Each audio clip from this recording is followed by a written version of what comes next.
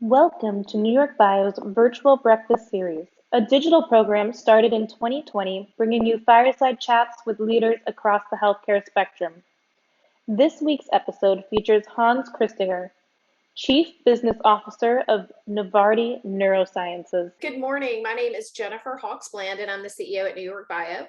We are very excited you're joining us for another edition of our virtual breakfast series. A special thank you to Moses and Singer and MS Strategic Solutions for sponsoring this month's series of breakfast. We are joined today by a veteran business development expert in our field, Hans Christinger, and also NewYorkBIO board member.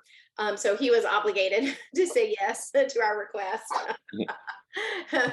We'll hear more about his career and what he thinks for the New York biotech scene going forward. As always, housekeeping, please. We know you'll have questions for Hans throughout the course of our conversation today.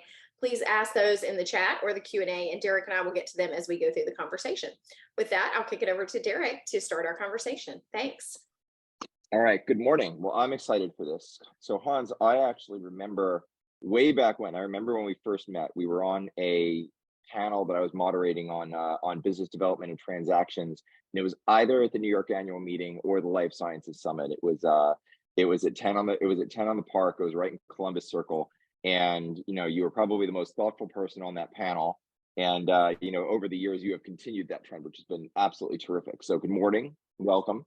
As you know, you've seen a couple of these before, so we like to give people a little bit of an origin story to start. So why don't you give us a little bit of background and let us know how you got where you are today? Sure. Well, first of all, thanks, Derek. Thanks, Jennifer. It's really fantastic to be here. Honored to be a guest on this. I've watched it many times. I think you guys have done a fantastic job over the last several years here. So really excited to be here. Yeah, the origin story, so I think, first of all, I've been really fortunate in my career to really have had the opportunity to bump shoulders, to work with some fantastic people, and I've had some fantastic opportunities over the 30 years or so that I've been at this game. But and it really does come down to people and experiences. I've lived, this is my fifth, I like to say this is my fifth biopharma hub. So I've lived in a few different places. Culture, I've lived in 3 different countries, and that's been really important as well, and kind of how I think and how my perspective and how I navigate the world.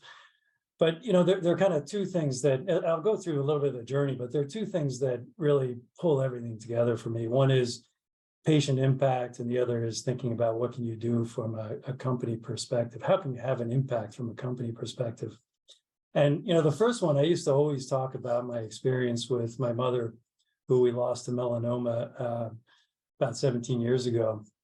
And that was eye-opening for me because being in the industry, and then also my parents' background. My father was longtime executive at Becton Dickinson. So this is back in the day where you had insurance and healthcare coverage that was, different than today.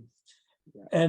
And we've got physicians in the family and stuff like that. So that experience and having been in the industry, trying to develop medicines, trying to in-license medicines, and then going through that experience and seeing how god awful it is to be a patient really transformed how I look at the world, how I think about things. And, there are a lot of things, innovation can be defined in many different ways. And there are a lot of things that were having a massive impact on her ability to take medicine so that she could get to the stuff that was going to really matter, right? So that's one thing that really shaped my thinking. These days, my experience in the rare community, and, I could list a whole bunch of names, but Susanna Rosen is the one that kind of always comes to me first, and my good friends Luke and Sally and their journey with Susanna, and every day that we don't have a care or a cure is a day that she struggles with movement or vision or just daily living, right? And so those are the things, when I talk about impact, those are the things that I mean from a patient perspective. How can we be useful and be really not arrogant, but find things that are meaningful, that can be a care or a cure? So that's number one, right? That's number one that shapes my thinking. Number two the example for what can you do from a company perspective, I think about Genentech, right? When I was there, my lab was opposite the founder's statue where you've got in bronze where Herb and Bob first sat down, had a beer and mapped out on the back of a beer coaster what became Genentech. Yeah. And when you think about, I don't care how you define success or impact, that company has had an outsized impact on the world broadly, right? And when you think about what those guys were trying to do at the time, right? They were trying to put itty bitty little proteins into bacterial cells, right? And look at the impact that they had. So when you think about today and where we are and the type of impact that you can have, it's just, for me, it's just really inspiring. It really gets me up every day, right? And if you had a good balance sheet and a good mandate, and you could think about what you could do today with all the resources, all the advocacy, all the ecosystem that's there to drive impact, it dwarfs what I think it could dwarf what those guys were able to accomplish.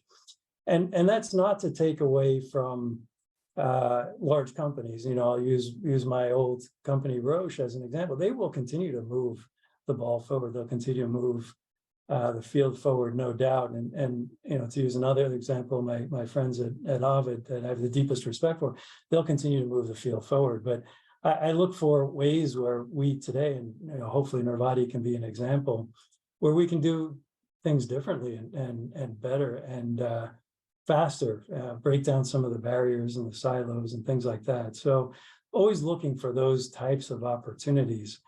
And it's not that there's anything wrong with any of those. And we will have our own profile as we grow and do things that we'll have to navigate.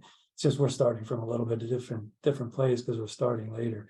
So those are kind of two things that really drive me. But I'll keep going on kind of the journey, or should I pause there? Well, let's take it one step further, right? I think the biggest thing about Genentech, that what they actually physically accomplished was one thing, but I think writ large, they showed it could be done, right? It didn't exist before. It's now we say, oh, we were trying to put these bitty proteins into bacteria, but back then it was like, you're trying to put proteins into bacteria, right? That's not a drug, that's a protein. What are you gonna? It was completely foreign, right? And they went and did it anyway, and lo and behold, it worked, and it eventually worked at scale, and they showed you could do it, and then do it over and over again, really. And thank God it did, because that kind of showed other people that you can do this. And sometimes the first iteration isn't it isn't the biggest or the boldest thing that anybody can possibly be done, but just showing people that it can be done allows other people to try, and kind of shows everybody else that we can try and do this too. What if you do this? And it kind of opens up this world of scientific iteration that really kind of spawned the whole industry. Yeah, and I mean, look at all the different therapeutic modalities that we have now today, and it's just unbelievable, right? Nobody believes in messenger RNA if those guys don't put a protein into a bacteria first. Yeah. So let's take a step back though, and we'll get to sort of where the heights of therapeutics that you think we can achieve. But you said you'd lived in 5 biotech hubs in 3 countries. So tell us about that, right? So clearly we hope you think New York is at the top of your list. You have to say that. You're contractually obligated to say Absolutely. Wouldn't be here otherwise. But talk to us, because clearly that's a journey throughout, and you've had different biotech sizes and pharma. So talk to us a little bit about the practicalities of a journey like that. Let's say I'm a postdoc starting out, trying to figure out, how I see the industry and what routes are available. Yeah, I think first of all, every place has its own profile, right? And it's how do you bring the best out of yourself, your environment, your team, no matter where you are. So there are a couple of aspects of that, right? So the hubs are San Francisco, Boston, Basel, New York, and I'm forgetting something, but anyway, so Chicago, obviously, but I think, and then, the experience, actually, one of those companies working at Abbott, the second time was all focused ex-US. So in that job, building out the licensing and acquisition team for what actually ended up being the AbbVie Abbott split, you got a tremendous, something I never thought I was going to have exposure. I couldn't have dreamed of the type of experiences we had, but through that, we had a core mandate in key geographies where we were doing larger transactions, building companies or building out particular business in certain geographies that were important for Abbott. But in the meantime, also understanding what different individual geographies and territories or regions required, and setting up teams and processes that would enable them to do local transactions, right, with minimal oversight. So in that journey, you just learn that there are a lot of different ways to skin a cat, right? And there are a lot of different ways to accomplish what you're trying to accomplish. And a lot of it depends on where you're starting from, and being mindful about where you want to go, and then being reality based on how you do it. So those are big general statements, but it's not just having lived in a couple of different countries or being in a couple of different companies. It's that exposure and seeing how different healthcare systems work, or different companies function depending on where they are, their current environment, their current position. What does that mean for the teams, and how do they try to accomplish what they need to accomplish, right? Yeah. So why don't we go a little bit into that, right? So you started and really kind of cut your teeth from a corp dev standpoint at AbbVie, and we talked a little bit about kind of the differences between corporate development and business development at, say, a larger organization like AbbVie, and one where you kind of sit across the whole portfolio, and others where you get into things that are really specialized. Because I think there's I think you probably look at the world a little bit differently depending on where you sit. Yeah. And actually, I in business school, I had, and Derek and I went to the same school. Or actually, we went to the same high school too, which is kind of funny. But yeah, that's pretty crazy. Yeah. But I started. I had an internship in business school at Ariad, and spent some time at Vertex in the Boston area before going on to Chicago, to Abbott, and to Roche.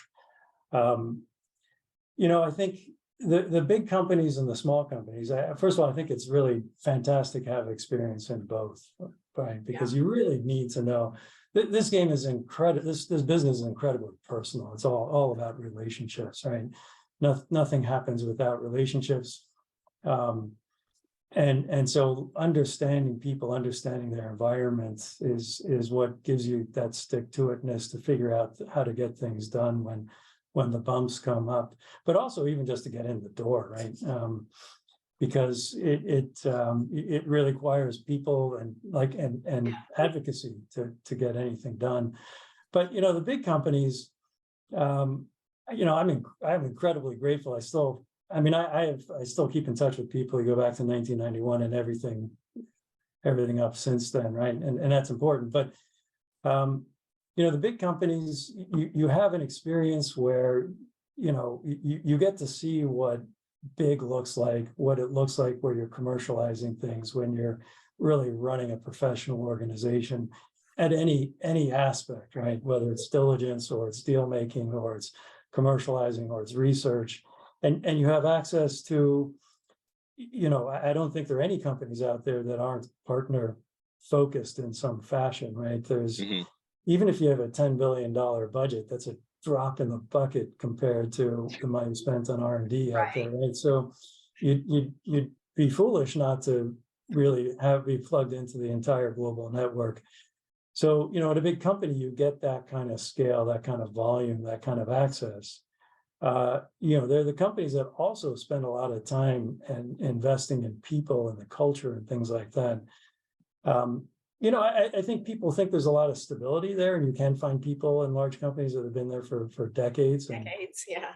But there's a lot of change, right? And understanding how you live in that environment, understanding, and there's no one culture for a big company either, right? There are multiple cultures, and it's important to know that And whether you're doing a deal in a big company or a small company with a big company, wherever you are, you need to know those different dynamics and what it means to the people that, how are you going to make the person on the other side of the table successful? Not just how are you going to get what you want to get done.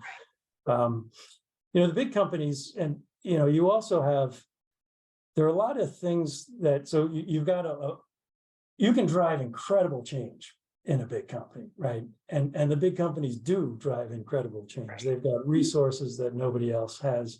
They've got, when they put their mind to it, they can really transform a field, right? And it's fun to be a part of that. I'd say in big companies, it's probably good to have a seat at the table when the change is happening, right? Rather than being changed personally. Personally, not always easy to do. Some of the difficulties, but they're learnings too, right? Is how do you manage the stakeholder ecosystem? There's some companies where, you go, I'd say probably most companies, there's some it's more palatable than others where when you get to the meeting, it's too late. The meeting's already been decided, and it's the lunches and the other stuff that happens. So that's really important to know as well. And one of the other things that's been fun on the small company side to see is, companies, big companies, you've got to manage the matrix. You've got to manage, and that gives you power, but also gives you things that you need to spend time on and focus on in order to be drive results, right? You find, and big companies are also into rare. Big companies are biotech companies. Big companies are rare disease companies. Mm-hmm. It all depends on how the teams are set up and how they do things. It doesn't mean that a big company can't do those things. They can be incredibly impactful. Mm-hmm. One of the things I've seen is, though, especially if you think about rare, and it's really an important lens for me and how I think about things. You realize that there are things that are, every company is going to follow the science. Everybody's going to follow the medical need. Everybody's trying to do the right thing. Everybody's got access to similar tools and decision-making criteria and things like that. Everybody's going to follow legal and regulatory requirements. Yes. And then there's kind of the stuff that goes on top of that, right? There's what's up here, and there's a history of fear, right? There's a history of policies and SOPs. Oh God, we did that. We don't want that to happen again. Let's put a policy in place, or make sure that, there's a whole bunch of stuff that goes on top of that. So if you want to drive change, there are a lot of tools and things that you have in a big company you don't have in a small company, but you also have this other stuff that how do you enable either yourself or your team to be able to cut through some of that buffer, that extra stuff. And it's very hard where nobody knows. Like if you're going to cut into some processes to do things differently, it takes political capital, putting your neck on the line. And nobody knows nobody knows how far they are from what legal and regulatory is. It's not an intuitive thing, right? And nobody knows how you built all these things up, right? So coming at it from a rare, being on the board of KIF1A or the work we did at Ovid or the stuff we're doing here, you get a chance to really understand what's the baseline, and then you can sort of say, okay, where's my comfort level? Right. But you're starting here instead of up here, right? Right. Yeah. And you in a large organization, you expect that, for example, the regulatory, right, or the legal, you expect the lawyers to sort of be part of the discussion, and they'll raise their hands if, in fact, it's going afield. But when a small organization, you have to kind of take all of that into account. Like everyone has to be a little bit of an expert on sort of where you can and cannot go. Yeah. You need to be thoughtful and mindful about where you're taking things. Absolutely. Yeah. And I mean, that's just a bit of a babble on the big company side, right? And the small company it's also incredibly invigorating. I mean, when you see founders and teams building companies, they're putting their whole life into it, right? Their passion, every aspect of it. And it's not that big companies don't do that. It's just a little bit more, it tends to be a little bit more raw. And a lot of times and this is kind of a little bit where Nervati plays as well. If you're a big company and you're a neuroscience team, neuroscience is probably never the highest PTRS, the highest probability of success if you've got more than one portfolio, right? So you're always going to have to do some advocating and jockeying. And there's a portfolio view of the world as well, right? And there's a fail fast, whatever the latest mantra is.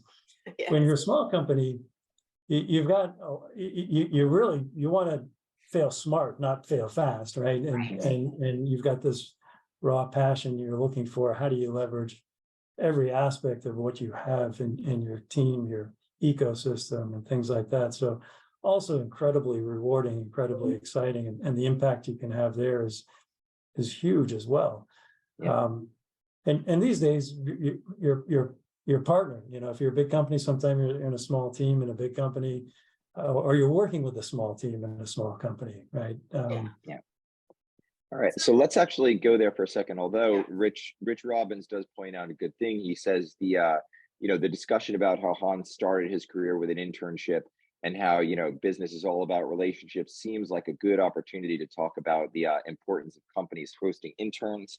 And here is our semi-monthly shout out to the Life Sci intern program that Rich has run wonderfully, spectacularly, and they have a great set of resources, and you should contact Rich, and your company should hire interns. Okay, with that said, you're welcome, Rich. We need to restock our interns, actually. So there you Perfect. go. Thank you for the reminder. Right, Rich, you owe me a beer now. So let's talk about Nervati, because I'm really interested in this. If anyone here goes to the website, the company talks about rewiring what a neuroscience company looks like. And so let's unpack that a little bit, because like you said, neuroscience has not been the land of the high probability clinical trial. It has not been the land of we understand this mechanism of action and we know what we're going to get. It's been really, really hard, and for over the last few years, neuroscience kind of came back into vogue for a bit, but honestly, for a while, you couldn't get it funded. So how are you thinking differently? And give us the ethos and the pitch around Nervati. How are you thinking differently, and what are you trying to do? Yeah. No, thanks, Eric. So Nervati is, we've been really operating more or less in stealth mode for the last 14 months or so.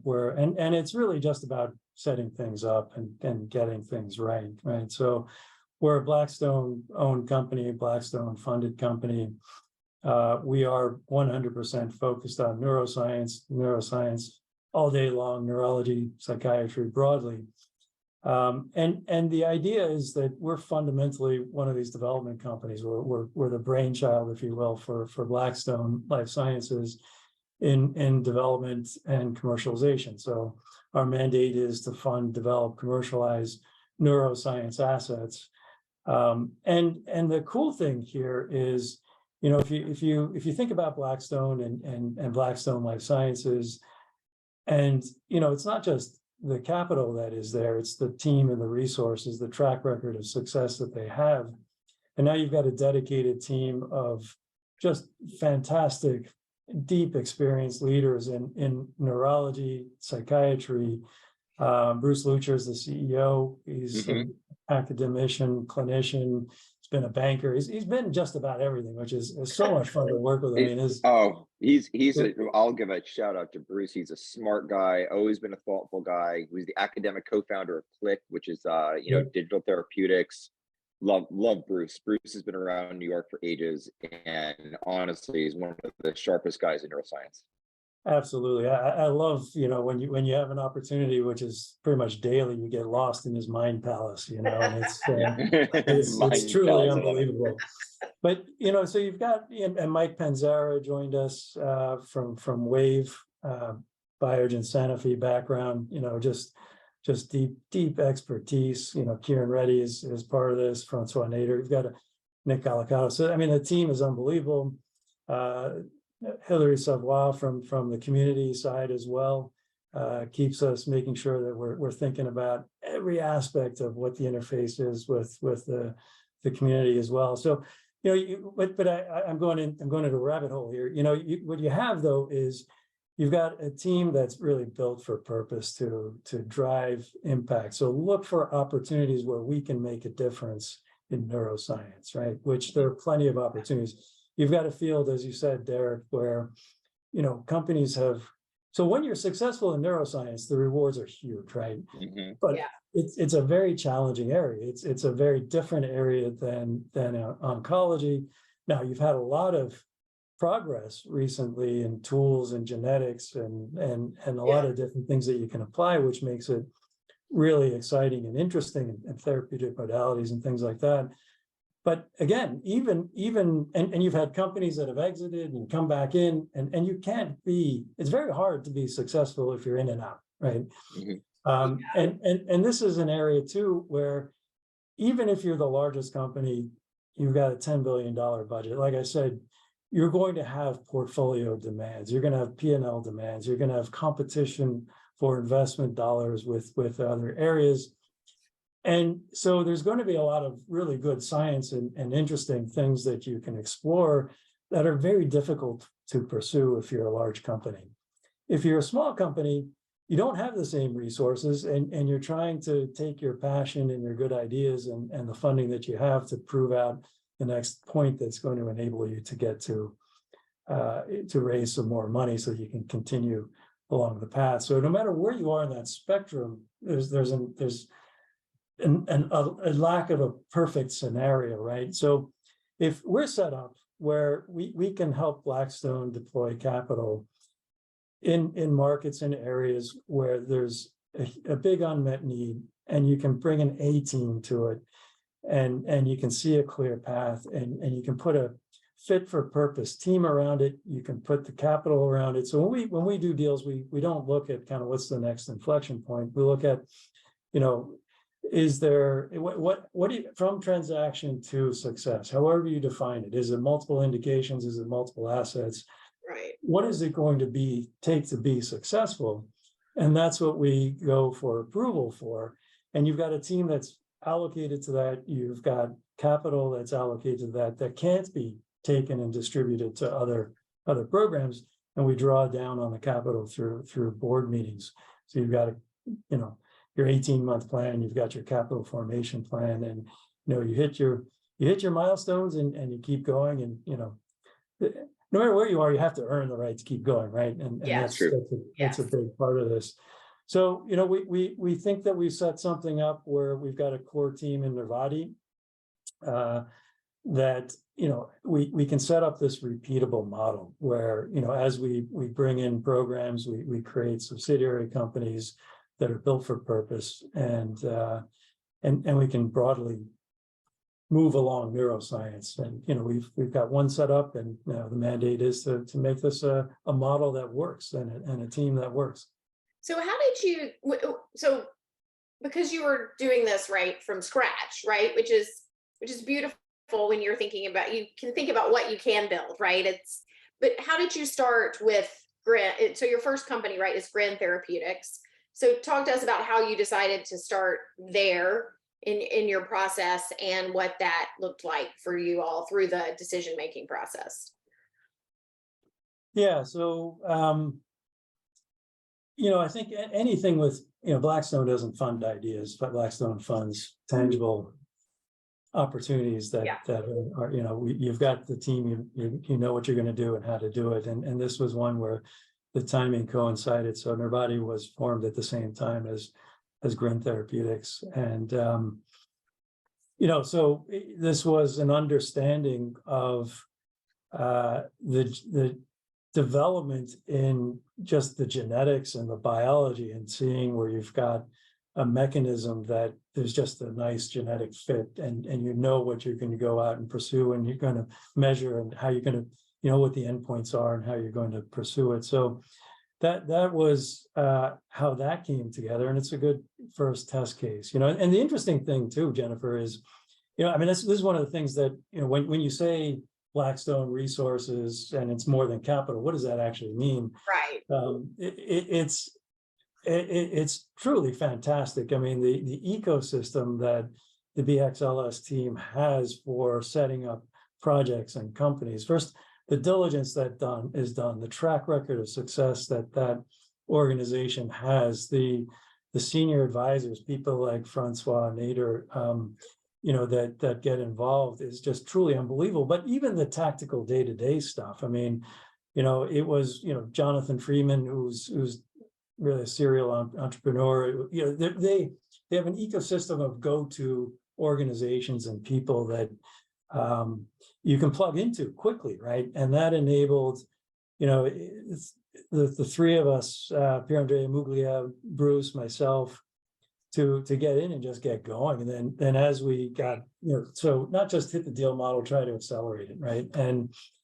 And as you get in and you figure out what works, you make some tweaks here or some changes there, and you bring on some of the things that so no, now setting up our next subco will probably look a little bit different from what we do for this one, because we have this ecosystem, because we've had the chance to go through a few different iterations. So there's kind of the setup from literally just practical stuff, insurance, all the stuff it takes to start a company that you don't.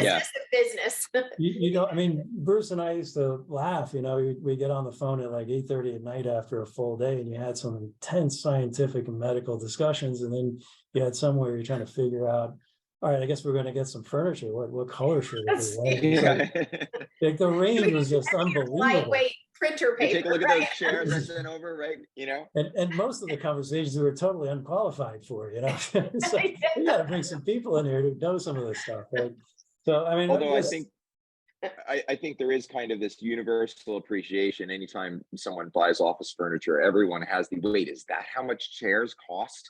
Conversation God. Like the cut, and then you think about what we do and you say, what, in another life, I'm going to come back and sell office chairs. This is so much easier, right? You think about the amount of money you put in and the patients that you're going to treat. And, people complain about the price of a pill, and you're like, but that's $5,000 for the thing I'm going to sit in for a while. How do we square this away? Where are congressional guns against the furniture industry? But you meet some amazing people on that journey too. We're in the Helmsley building, and you meet some people who've worked with Leona Helmsley, who invite you to their birthday party, and the people helped us with the office furniture. It's a lot of fun on the journey too. It's a lot of learning, a lot of fun. Speaking of office supplies, I cannot miss the opportunity to remind folks that New York Bio has a discount program with Office Depot. Just throw that out there. We are absolutely crushing it on the shout outs today. Okay, let's go back to neuroscience a little bit, right? So I want to talk a little bit about your process of, thinking both from a macro and a micro standpoint about opportunity, right? This is an area that I'm going to guess you're probably working in areas that have seen kind of multiple failures. You're probably not working in areas where you have, kind of a dynamite therapy that's already meeting the needs of patients. So how do you start with patient need? How do you look at what's come before it? And how do you think about what you're going to do next, right? That's really the genesis of where the clinical opportunity sits.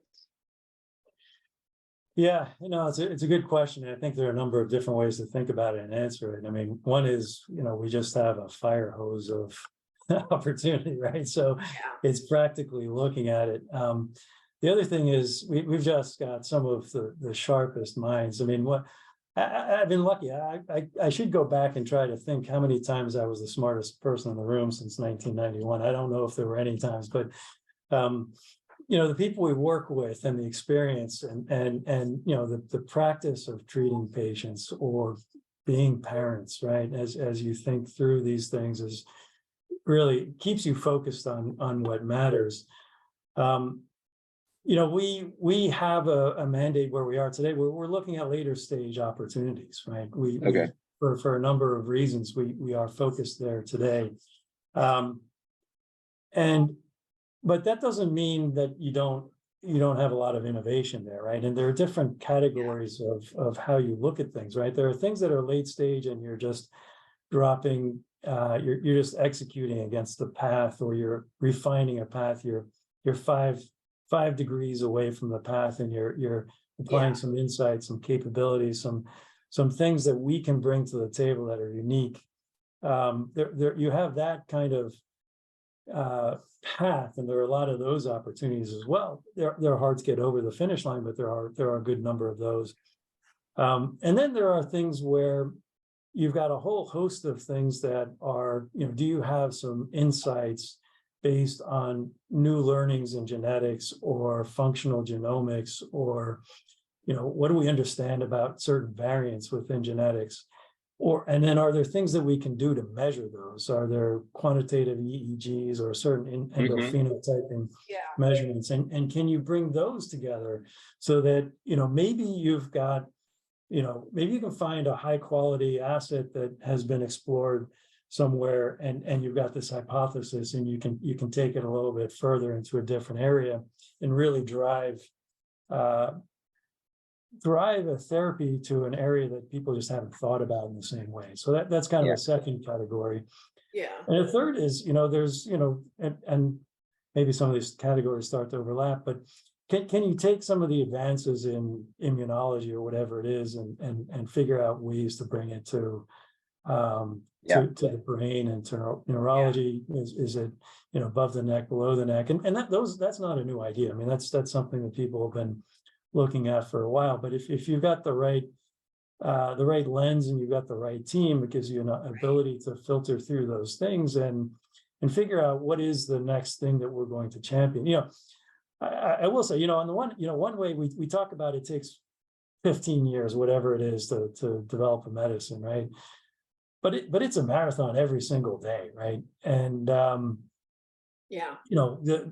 you've got to find things that, we always get asked, is it going to work, right? And there are two ways to answer that. You're never going to be right if you say yes, it's going to work, because even a 90% opportunity, is not always going to work. So it's more about, is this something that we're going to make work? Is this something that we've got plan A, plan B, and plan C that, come hell or high water, we're going to make this thing work, right? There's two ways to answer that question.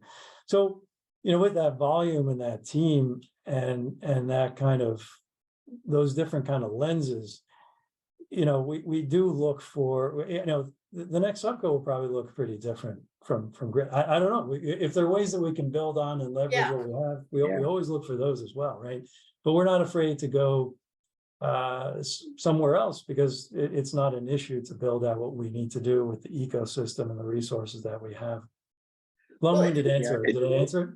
I think so. I mean, it seems like your platform, I'll call what you've done a platform, right? It seems like you've built in optionality, right? You've built the foundation, and you can kind of go in a bunch of different directions if you want, which is great. And you said another thing before that I think is really important, which is, thinking about either kind of tools or new biology, and neuroscience for a long time has been, at the clinical level, has been paper and pencil, doctor's notes more than anything else, right? It's one of these things where we don't have a lot of accepted digital tools. We don't have a ton of great insight into mechanism of action, and you're not measuring, tumor size. You can't kind of take the tumor out and look at what you did do it afterwards. We're kind of operating in a realm where clinically we're working in a paper and pencil thing, whereas a lot of things in science have just been pushing that ball forward. So one of the things that we did want to get to, though, is you talked a lot about patients. You've got such a great background here, and I'd like to think about how that kind of works into your thesis and into your operating plan. Yeah, no, absolutely. And you triggered a thought on a couple of things here, particularly with the optionality.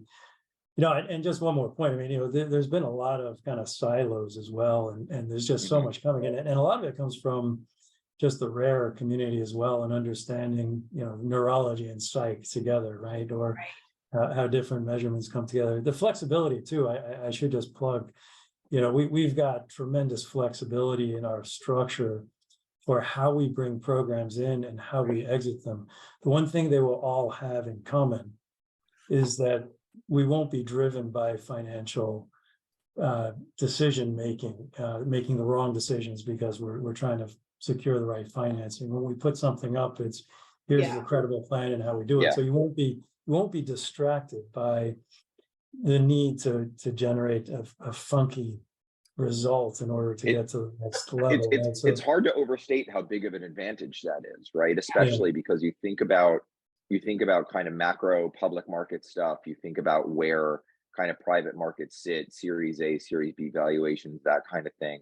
Yeah. And one of the things that I put in the email beforehand is that when you do transactions, certain events in a startup company, your value kind of goes up with the press release, right? It doesn't necessarily Yeah. track with the results. Like the fact that you did it is almost this synthetic value creation thing that has nothing to do with what you've done either clinically or physiologically or chemically.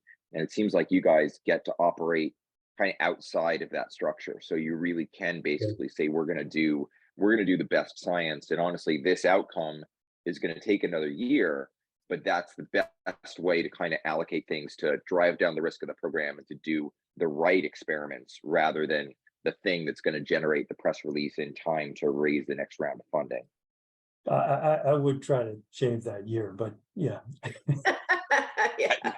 Now, and Hypothetically, one other if we're plug pulling too. things out of the air, hypothetically. But one other thing too, so we take the financing risk off, we take the funky decision making off the table too. But one of the things that's pretty cool about this team is the passion and the desire that the team has to be solution oriented.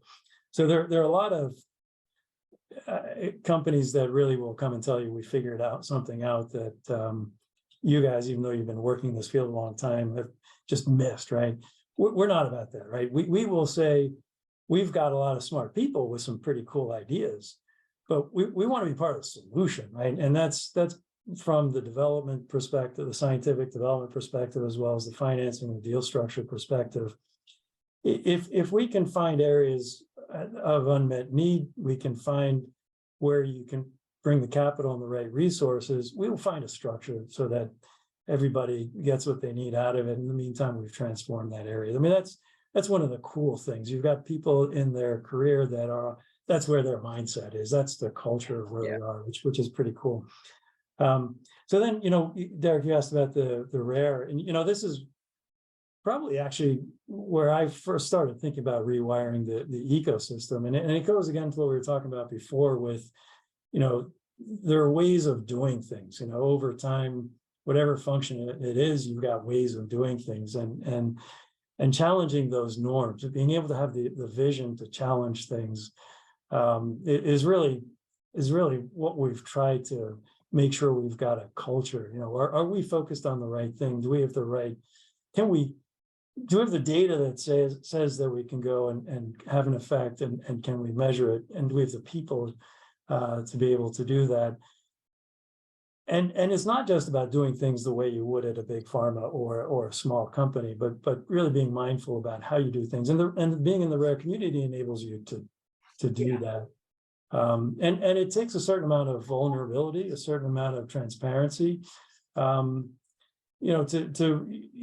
try to be really part of the ecosystem so that, whether you're the patient, the parents, or the payer, or whoever, the regulatory body, we all understand what we're trying to measure, what we're trying to do, how we're trying to measure it. Doesn't make sense. You like this versus that. Okay, let's talk about it, right? And why do we?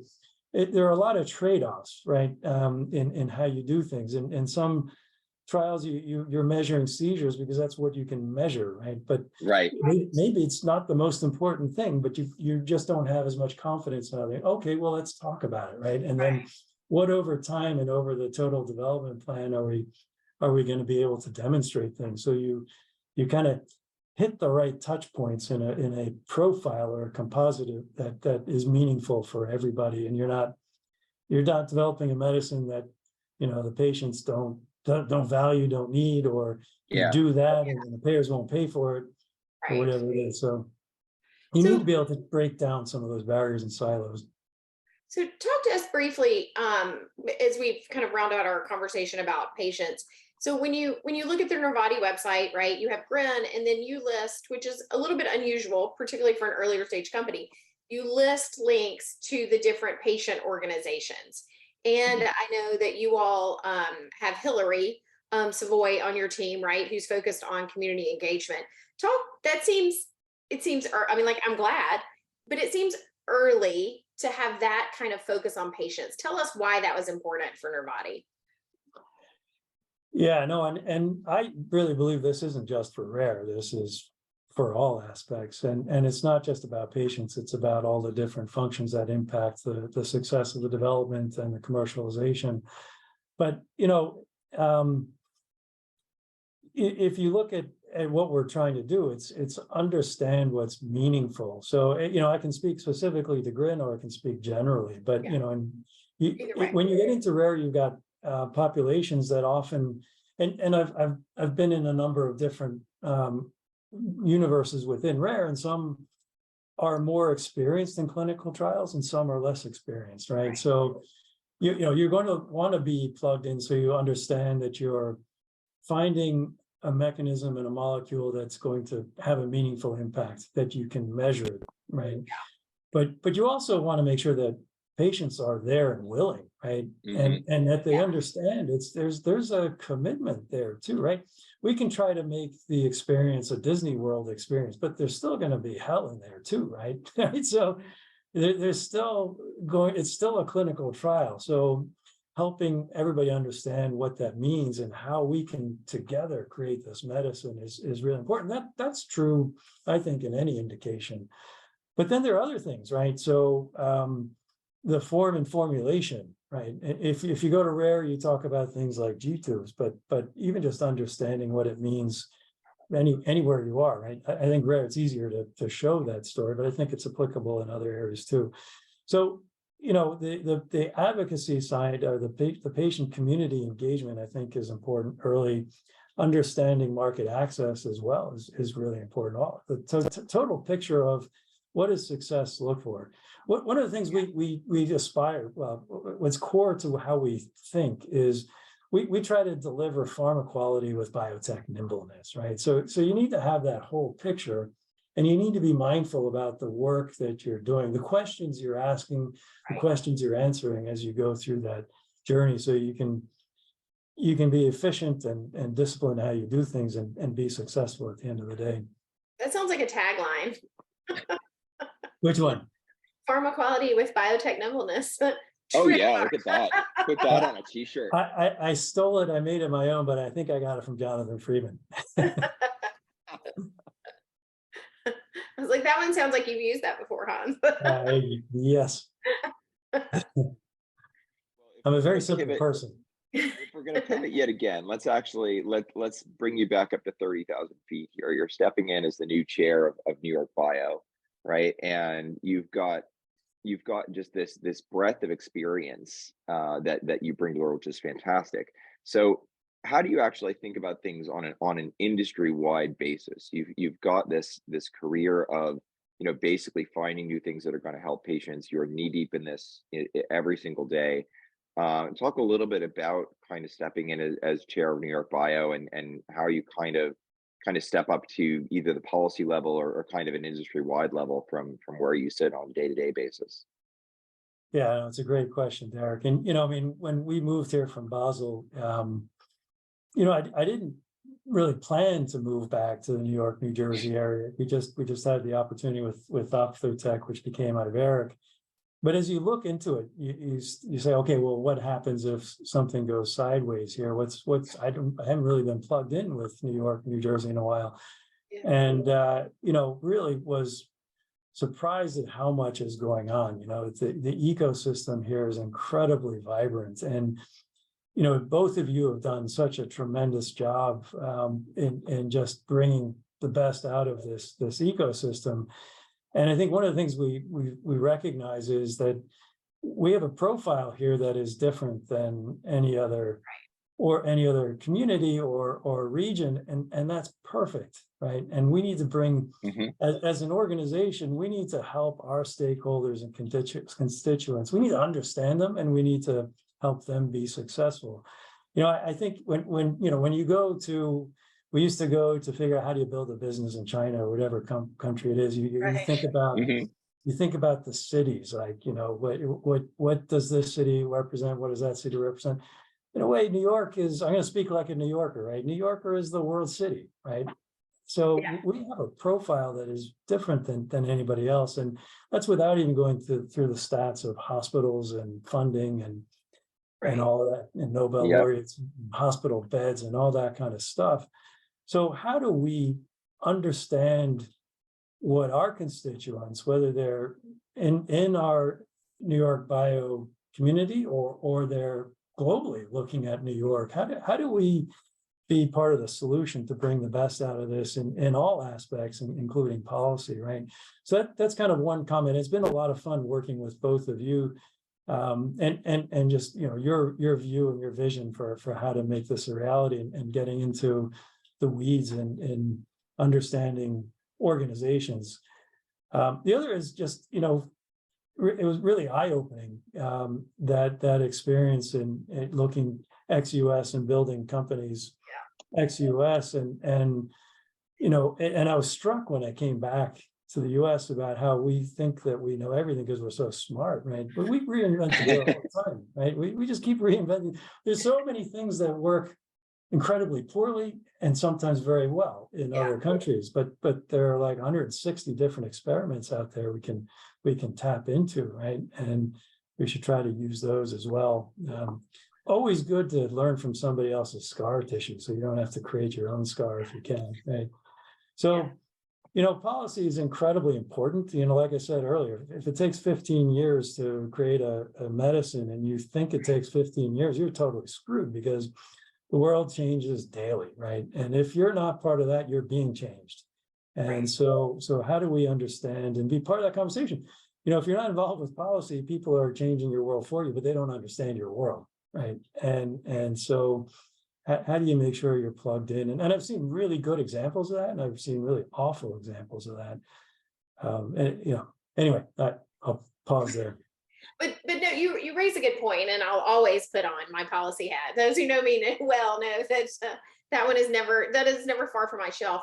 It is important for policymakers, whether they be in Albany or DC or regulatory, right, to really understand not only the impact on small business, but the impact on patients. And I think the impact on big business too. Yeah, right? And because it's easy for us to say, to talk about numbers, but yet you lose some of the personal stories that really move the needle. And the only way for those personal stories to reach policymakers is by us telling them, or the advocates telling those stories. And I can't overstate enough or pitch sort of enough the opportunity for those in our ecosystem to help us tell their story to policymakers, because we can set up meetings and appointments, and we can really facilitate that impact. Absolutely. It takes a whole community. It takes a village, right? And you need to be involved. Yeah, and that's one reason why Derek and I'm guessing on Derek, 85% of our virtual breakfast, we've talked about patient impact, how to engage patients right in our journey in biotech. And that's why I think it's so important. You can't just engage them for pieces. We really have to work with patient groups across the whole span of development, which includes the regulatory and the policy front. Yep. No, we keep coming back to it, and it's gotten to be bigger and bigger, and I'm really thankful it has. I don't think it's going away. So the health conference is in Las Vegas this week, and there's kind of these multiple posts of where are the patients at this conference, right? I think people are demanding more and more to kind of hear that patient voice and understand what it means at the end of the line, and I think that's a good thing. We work that's why we do what we do as an industry, and these are the beneficiaries of the Genentechs of the world. So having that voice represented is important for us. So maybe there are times where they tell us things that we don't necessarily want to hear because it's not in the plan, but ultimately patient outcomes are what makes the needles go up and what makes everybody tick. Absolutely. Hans, as you look ahead, right, and I think you were talking about the difference in New York and other, right, other places, and we have our own sort of DNA. I think one thing that we can't discount here is our regional impact.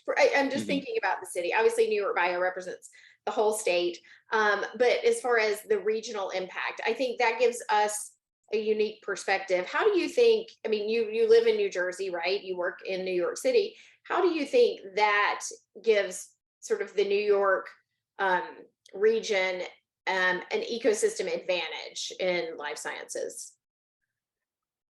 You mean as far as the geography, so we've got an ability to pull not just from New York, not just from New York State, but also New Jersey, Connecticut. Yeah. It's easy on the East Coast, right? Philly, yeah. Boston. It's very, although I'm always surprised how hard it is to get back and forth from Boston by plane. I actually started driving more often than not because anyway, I digress. But yeah, no, you really can pull from a lot of places on the East Coast, and time zone wise, it's relatively easy to get to a call with Europe. It's relatively easy for West Coast. It's relatively easy for Asia too, right? Yeah. Australia is just hard for everybody. They're halfway up. Yeah, no, Australia is just difficult. Kidding, but like maybe like the 12 hours at least you're like 6 a.m. 6 p.m. Yeah. And what do you see as far as the sort of the development? If you look out over the next, say, 5 years, like I've been at New York Bio 4.5, and we've seen tremendous change in our ecosystem just in that amount of time. Let's double that out or ish. So let's say 5 more years. What do you see for the New York biotech life sciences ecosystem? No, it's a great question. I don't know if I've got a great answer, but I think I was in Boston and Cambridge in the early 2000s, right? And you look at the trajectory that they've been on, and they had some bumps along the way. It wasn't linear. And so if you apply that type of trajectory here, and I think we have all of the pieces here. We've got successful entrepreneurs. We've got some crazy good entrepreneurs who've built and sold companies. Part of what you need is that turnover. You just some critical mass and spin outs and different types of companies. So I think we have all of that. I think it's just a matter of how you measure. But I think it's just continued to grow in terms of a vibrant and impactful community and impactful in all aspects, not just building companies, medicines, and Nobel laureates, but also in policy and things like that. Just being at the forefront of driving things forward. A bit of a general statement, I guess. No, but it's true, and I think we're also seeing. We saw an announcement, I guess, 2 weeks ago, maybe 3, from both the governor and the mayor about further investment in life sciences workforce development, right? They're going to redevelop almost like a whole block of where the Hunter Nursing College is on the east side, right? And that'll be largely focused on building out workforce development opportunities and programs. I think we're going to see all of that continue to grow. I am thankful that you will help us at NewYorkBIO spearhead some of the ecosystem building that we have planned over the next 3 years. No, thank you for the opportunity. Super excited, humbled, and grateful. Go ahead, Derek. I was going to say, to bring it to a close, you hit the nail on the head before. It's all about people, and having you step in as chairman is a great step. This is a fantastic board and a great organization, and honestly, between the two of you, I have no doubt that things are going to be very good for a long time. So congrats, Hans. Thank you so much for today. Hope everybody has a great day, and we'll see you all next week. Oh no, we will not. Oh, we won't. We're off next week. Yes, we're off. We're off for Thanksgiving. So go do your grocery shopping on Tuesday morning from 9 to 10 when you would normally be joining us. We'll be back the week after Thanksgiving. Way to stick the landing, Derek. All right, see you guys next week. Thanks, Jennifer. Thanks, Derek. Thanks, everybody. Have a good day.